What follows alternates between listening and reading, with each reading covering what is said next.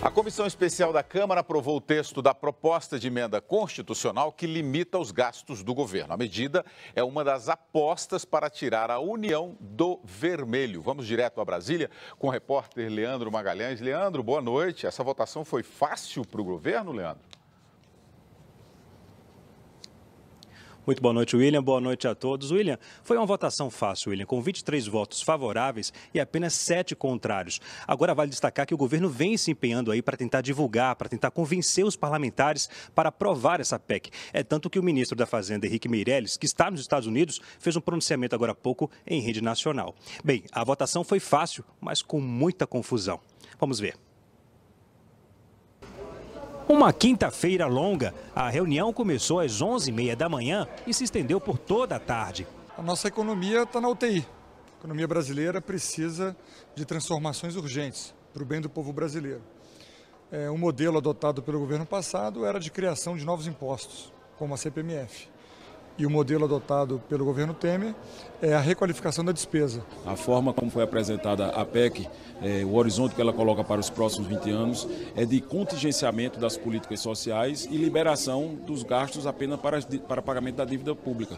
Então, no nosso entendimento, ela não está atendendo às expectativas da sociedade. A proposta estabelece, a partir do ano que vem, um limite de gastos para a União pelos próximos 20 anos. Esse limite será baseado em tudo o que foi gasto no ano anterior, corrigido pela inflação. Há 2 exceções que têm um limite mínimo de investimentos estabelecido na Constituição. Saúde por escalonamento, hoje em 13,2%, e educação, fixado em 18%. Em 2015, foram gastos mais de 59 bilhões de reais com educação, o equivalente a quase 23% da arrecadação. Em 2016, até agosto, o governo já gastou 38 bilhões e 300 milhões de reais. Em saúde, os investimentos em 2015 atingiram 100 bilhões de reais, mais do que os 98 bilhões previstos, e até agosto deste ano, 62 bilhões.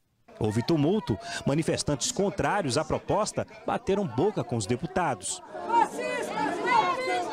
Esse professor chegou a desmaiar.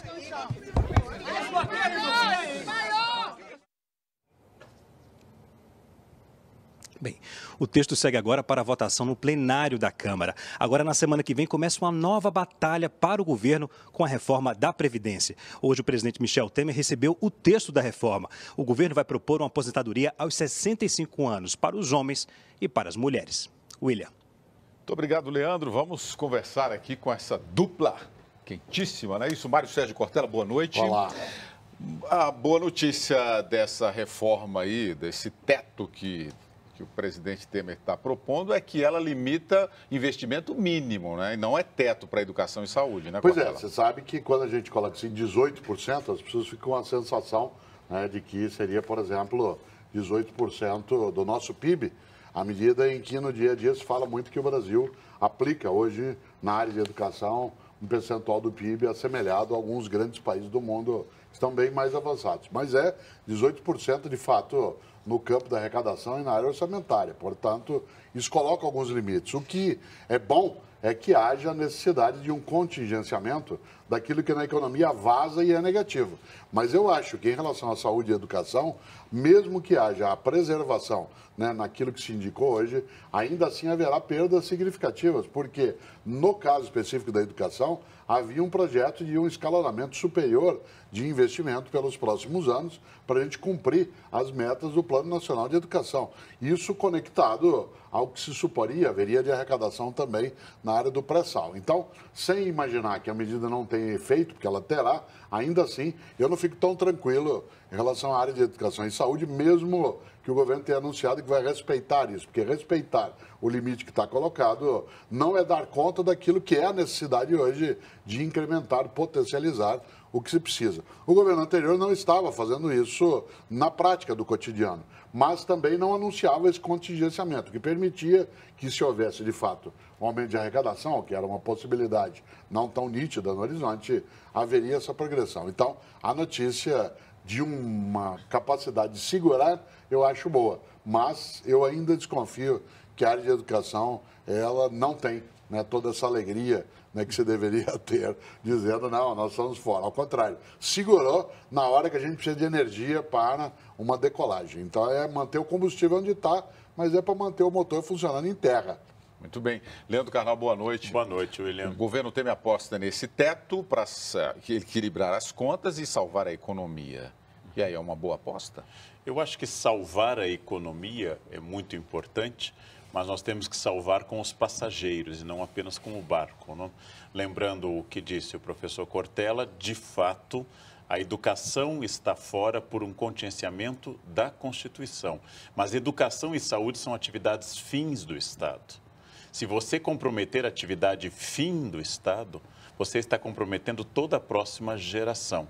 O Brasil tem que gastar melhor, de forma mais eficiente e preservar as atividades fins. Quando nós discutimos orçamento, por exemplo, na Unicamp, na minha universidade, que ontem completou 50 anos, parabéns à comunidade da Unicamp, a gente distingue entre o que é atividade fim e o que é atividade secundária. As atividades secundárias, como propaganda do Estado, devem ser cortadas ao mínimo ou inexistente. A atividade fim deve ser incentivada. Ou nós salvaremos a economia, mas perderemos todas as vitórias, que são as pessoas. Fica sendo, em mitologia, vitória de Pirro, ou seja, alguém que vence a guerra, mas vence sozinho, porque seu exército foi todo dizimado. Vamos lá, vamos colocar a participação dos nossos telespectadores aqui, internautas.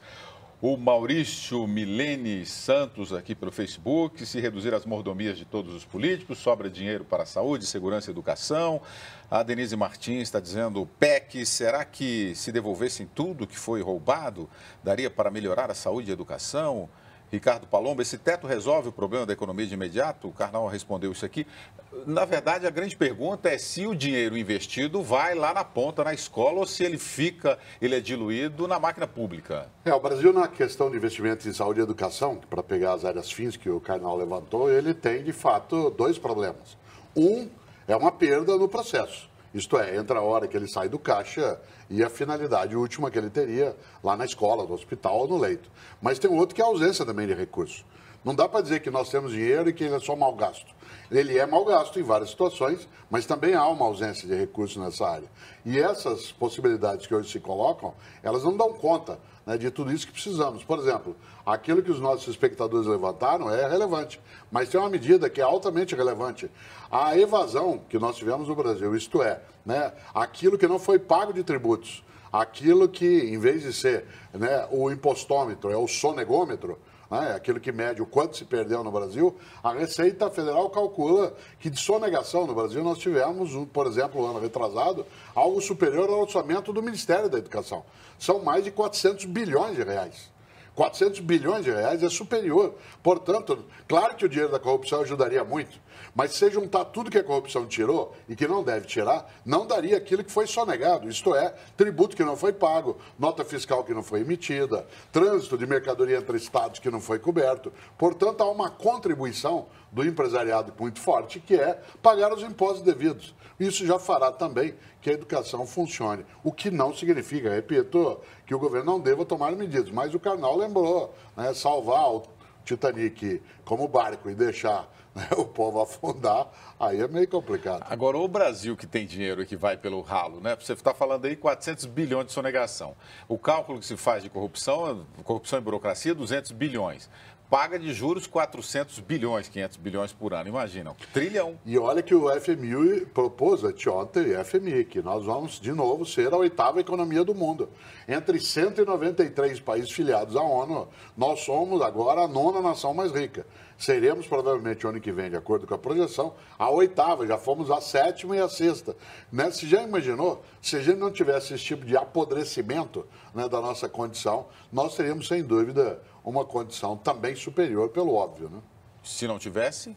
Se nós não tivéssemos, por exemplo, tantas isenções fiscais, se nós tivéssemos uma cultura de pessoas que não pagam impostos, se nós tivéssemos impostos mais justos que incidissem sobre a produção, mas não sufocassem a produção, se nós não cobrássemos tanto de produtos que lá fora custam infinitamente menos esses produtos similares, nós teríamos um país que viveria do seu trabalho e não viveria de um Estado que se tornou, desde a colônia, falou, um Estado patrimonial que gasta muito e gasta muito com coisas secundárias. O Estado é fundamental, o Estado é essencial, especialmente para as classes baixas brasileiras. Ele precisa estar mais atuante, nós precisamos de mais Estado na periferia. O Estado precisa crescer na saúde, na educação e na segurança e diminuir no que é secundário. Isso é essencial para o Brasil. William, eu sei que você vai passar para o próximo, mas eu não queria perder um polo de uma discussão que eu acho que nós temos que ter um dia no nosso jornal. A nova economia, aquela dos aplicativos, do serviço de transporte nas cidades que dá essa encrenca toda, porque o motorista não é tributado, ou esses novos modos de você viajar e se hospedar na casa de alguém, né? Aquilo tudo que parece moderno, no meu entender, ele tem um efeito danoso aí por trás, porque tudo isso que não é tributado, isto é, que funciona como lucratividade sem tributação, porque ele mesmo é moderno para não ser tributado, é dinheiro que é retirado do orçamento coletivo público e fará falta na área de educação e saúde. Aquilo que uma parte da elite, da qual eu faço parte, por exemplo, tem acesso aos aplicativos, né, aos serviços de transporte, etc., e que não são tributados, esse dinheiro deixa de ir para o hospital e escola. Por isso é necessário cautela para a gente não endeusar, né, um novo modo de fazer economia. Uma hora nós vamos ter que trazer esse debate mais a fundo. Já, a sugestão já foi aceita. Vamos Que bom. fazer. O Supremo Tribunal Federal divide em 4